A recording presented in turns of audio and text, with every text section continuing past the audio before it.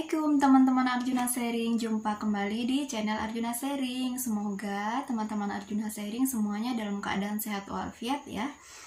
Nah, pada kesempatan kali ini saya akan membahas tentang 10 mitos atau fakta kesehatan yang masih beredar luas di masyarakat. Akan tetapi sebelumnya seperti biasa, kalian pastikan dulu subscribe channel Arjuna Sharing, karena dengan kalian subscribe channel Arjuna Sharing, kami jadi termotivasi untuk lebih sering membuat konten-konten yang bermanfaat. Oke? Subscribe dulu ya.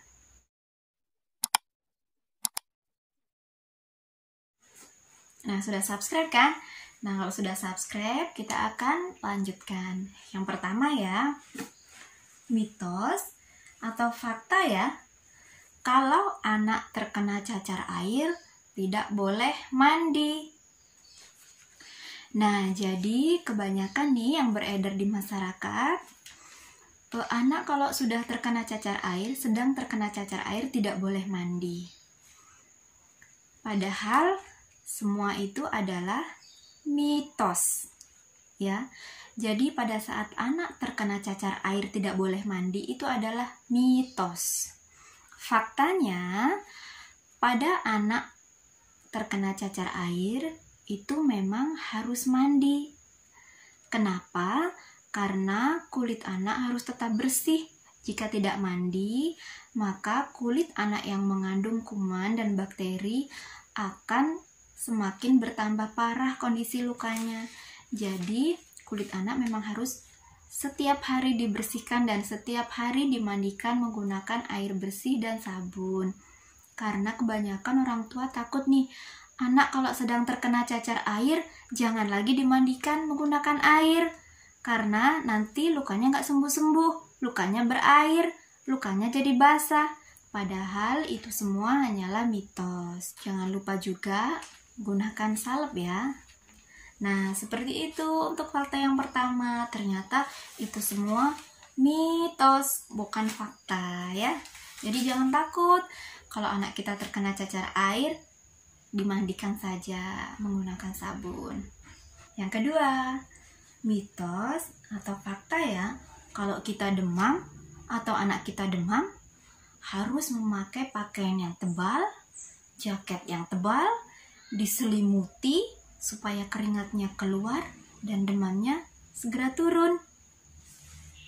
Nah, kasus ini banyak sekali berkembang di masyarakat. Kalau kita demam atau anak kita demam, pakaikan jaket, celana panjang, baju panjang, kemudian diselimuti. Biar apa? Biar keringatnya keluar. Nanti kalau keringatnya udah keluar, pasti demamnya turun. Nah, padahal semua itu adalah mitos ya. Itu semua tidak dibenarkan sebenarnya, itu hanya mitos. Faktanya, menyelimuti dengan selimut tebal ini justru membuat panas tidak bisa menguap dari badan kita, sehingga tubuh akan tambah naik. Dan perlu diwaspadai pada anak-anak, bila suhu tubuh naik, dikhawatirkan terjadi kejang atau biasanya sering disebut dengan step. Jadi sebaiknya pada saat kita demam atau anak kita demam, hal yang harus dilakukan itu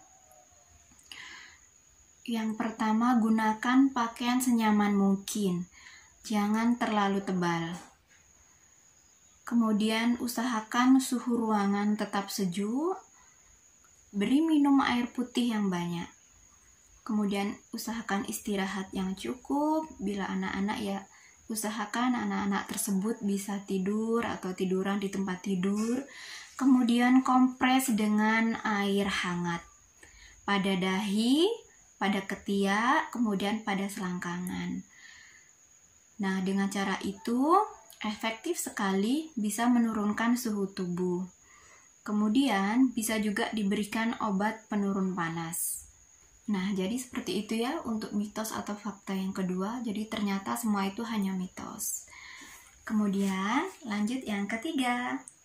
Mitos atau fakta ya, kalau kita sering makan malam bikin gendut. Semua itu ternyata hanyalah mitos. Banyak yang mengatakan orang-orang di sekeliling saya, gak usah makan malam makanya kalau mau diet, bikin gendut makan malam itu. Nah ternyata itu hanya mitos. Faktanya, makan malam itu tidak selalu bikin gemuk atau bikin gendut. Yang selalu diperhatikan adalah jumlah kalori yang dikonsumsi dalam satu hari. Dan belum ada tuh penelitian yang menyebutkan kalau makan malam itu bikin gemuk.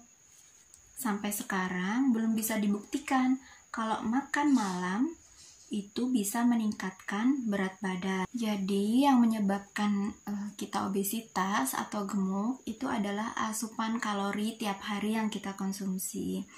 Rata-rata kalau pria dewasa itu membutuhkan sekitar 2.500 kalori sehari. Kalau wanita dewasa 2.000 kalori per hari. Namun perlu diingat bahwa sebenarnya kebutuhan kalori tiap orang itu berbeda-beda. Antara orang yang biasanya memang pekerja kasar atau pekerja bangunan dengan orang kantoran itu kebutuhan kalorinya berbeda-beda. Lanjut, yang keempat, mitos atau fakta ya. Kalau kita punya luka bekas operasi, tidak boleh makan yang amis-amis. Ternyata itu semua hanyalah mitos. Ada ibu-ibu post-op sesar udah 1 minggu atau 2 minggu tidak sembuh-sembuh lukanya. Kemudian saya tanya, Bu, kenapa lukanya nggak sembuh-sembuh? Apa yang ibu makan? Nah, beliau mengatakan kepada saya, ya makan seperti biasa, nasi sayur. Kan nggak dikasih kita makan yang amis-amis, telur, ikan, seafood. Kan nggak dikasih kita, nanti kan lukanya nggak sembuh, berair. Nah, seperti itu ternyata itu salah. Jadi tidak boleh. Faktanya, telur, ikan, seafood itu adalah makanan yang berprotein. Proteinnya sangat tinggi dan bagus sekali untuk proses penyembuhan luka. Jadi itu merupakan sumber protein. Kalau memang ibu-ibu atau teman-teman semua, teman-teman Arjuna Sharing tidak ada alergi dengan makanan yang tinggi protein, misalnya telur, ikan, atau seafood, makan aja. Karena itu dibutuhkan untuk proses penyembuhan luka. Nah, kalau sumber proteinnya aja tidak dimakan, gimana lukanya mau sembuh? Kalau semuanya dipantangin, ya terus lukanya gimana mau sembuh ya? Kan tetap seperti itu aja. Yang ada nanti malah terjadi infeksi.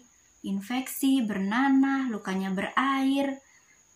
Jadi kepada semuanya, kalau memang mempunyai luka dan tidak ada alergi terhadap makanan yang berprotein tinggi, makan aja. Oke, dimakan ya. Kemudian yang kelima, kalau sakit perut, diurut aja ke tukang urut. Pasti sembuh. Mitos atau fakta ya? Itu semua hanyalah mitos. Jadi tidak dibenarkan ya. Kalau kita sakit perut, langsung dibawa ke tukang urut, diurut perutnya, itu tidak dibenarkan. Faktanya, kalau sakit perut, kenali dulu sebabnya apa. Lebih baik datang ke rumah sakit yang di situ langsung ditangani dengan orang yang kompeten atau orang yang kompeten di bidangnya, ada dokter dan lain-lain. Nah, kita tahu di perut itu kan organnya berongga tuh, misalnya lambung, usus, itu kan bentuknya seperti tabung yang tengah-tengahnya nggak ada isinya, seperti balon yang ditiup, berongga. Jadi kalau sakit perut tiba-tiba datang ke tukang urut dan diurut, dikhawatirkan lambung atau ususnya pecah. Ya, ibarat balon aja. Balon kalau sudah kita tiup, kemudian kita tekan-tekan dengan kuat, maka balon tersebut akan pecah. Apalagi perut kan nggak ada tulangnya. Beda seperti dada. Kalau dada masih ada tuh tulang di dada yang melindungi organ-organ dalam. Nah, kalau perut itu tidak ada tulangnya. Jadi pada saat ditekan, ya organ dalamnya akan ikut tertekan. Lanjut part 2 ya. Jangan lupa like, komen, dan share. Assalamualaikum.